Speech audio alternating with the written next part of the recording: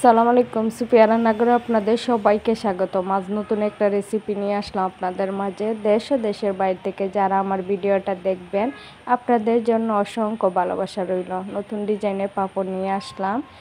একটু পরিমাণ যদি ভালোবাসা দেন আমার চ্যানেলটা সাবস্ক্রাইব করবেন, লাইক কমেন্ট করবেন, ভিডিওটা শেয়ার দিয়ে পাশে থাকবেন। রাতে সিদ্ধ চাল ভিজিয়ে রাখছিলাম, সকালে একটা ফাটাতে বাইটটা নিছি, আরেকটা কাগজের উপরে ডিজাইন একটা নিছি আমার সহজের জন্য, আরেকটা পলি ব্যাগ নিছি। আমাদের এখানে খোলা পাতা সুবিধা নাই, তাই খোলা পাতাতে দিতে পারতেছি না। আপনাদের যদি খোলা পাতা সুবিধা থাকে তাহলে খোলা পাতার মধ্যে দিয়ে দেবেন। আর পলি ব্যাগের মধ্যে অবশ্যই তেল মাখিয়ে নেবেন সিদ্ধ দেওয়ার সময়, যাতে পাপড়টা সহজে উঠে যায়। আর আমি আমার মন মতন করে একটা ডিজাইন দিয়ে দিতেছি, আপনারাও আপনাদের মন মতন করে ডিজাইন দিয়ে দিতে পারবেন। যাদের রোদের সুবিধা নাই তারা ফ্যানের বাতাসে বা বাইরের বাতাসে, আর এখন গরমের দিন গরম রাখি দিলেই পাপড় শুকিয়ে যায়। আর ভিন্ন ভিন্ন ডিজাইনের পাপড় দিলে দেখতেও যতটা সুন্দর, খাইতেও তার চেয়েও বেশি টেস্টি মনে হয় আমার কাছে। আমি আমার ভালোবাসার বন্ধুদেরকে বলতেছি, যাদের আমার ভিডিও একটু পরিমাণ ভালো লাগে তারা অবশ্যই আমার চ্যানেলটা সাবস্ক্রাইব করবেন, লাইক কমেন্ট করবেন, আর ভিডিওটা শেয়ার দিয়ে পাশে থাকবেন। জিয়া আর আরিফের ভালোবাসার গল্প। ছোট্ট একটা শহর, দুটি ভিন্ন স্বপ্নের মানুষ। জিয়া চেয়েছিল আকাশ ছোঁয়া, আরিফ শুধু চেয়েছিল জিয়ার হাতটা ধরতে।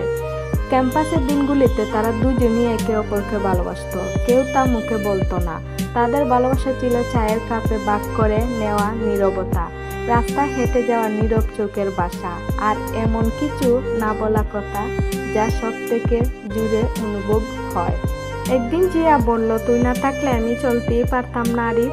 আরিফ শুধু মুচকি হেসে বলছিল, আমি থাকবো সব সময়।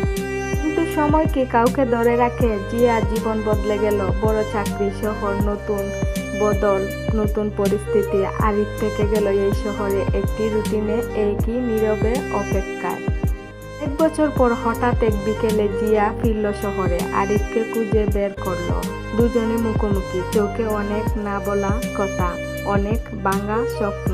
আরিফ শান্ত গলায় বলল, তুই তো ঠিকই উড়ে গেলি, আমি তো শুধু তোর ছায়া খুঁজেই কাটিয়ে দিলাম জীবন। জিয়া চোখে জল নিয়ে বলল, তুই বললি না কিছু, আমি ভাবলাম তুই চাইছিস না তাই। আরিফ শুধু একবার বলল, ভালোবাসা চাওয়া নয়, শুধু থাকাটাই তো সব, আমি ছিলাম তুই দেখিসনি।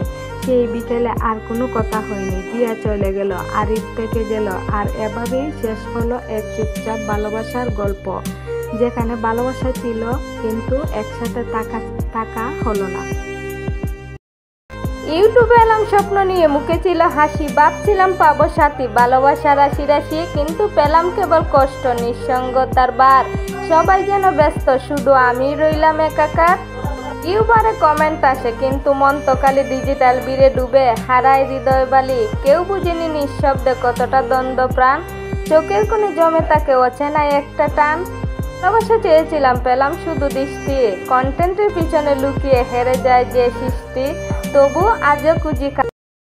চুলাতে আগুন দিয়ে দিছি, দিয়ে পাতিলের মধ্যে পানি দিয়ে দিছি, পানিতে বলক চলে আসলে আমি আমার পাপড়টা দিয়ে দেবো। বলক চলে আসছে তাই আমি আমার পাপড়টা দিয়ে দিতেছি। পাপড়টা দেওয়ার পরে কিছুক্ষণ সময় লাগে সিদ্ধ হওয়ার জন্য, বেশি একটা সময় লাগে না, খুবই কম সময়ের মধ্যে পাপড়টা সিদ্ধ হয়ে যায়।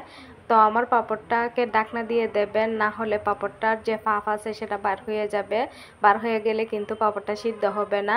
আর আমার পাপড়টা এখন সিদ্ধ হয়ে গেছে, আমি নামিয়ে নিতেছি।